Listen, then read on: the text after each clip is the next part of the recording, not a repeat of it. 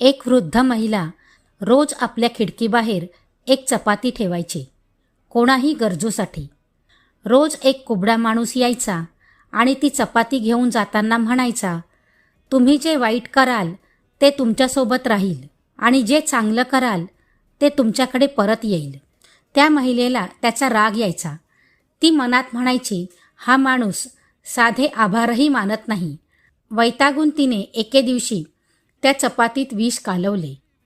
पण शेवटच्या क्षणी तिचे मन बदलले आणि तिने ती चपाती जाळून टाकली आणि दुसरी चांगली चपाती ठेवली. त्याच रात्री तिचा मुलगा, जो अनेक दिवसांपासून बेपत्ता होता, दारात उभा राहिला. तो खूप अशक्त आणि भुकेलेला होता.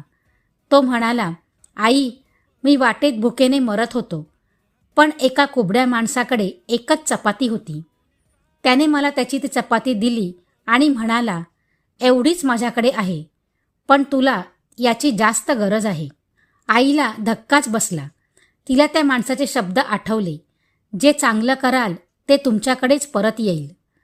जर तिने विषारी चपाती त्या माणसाला दिली असती तर आज तिचा स्वतःचा मुलगा वाचला नसता.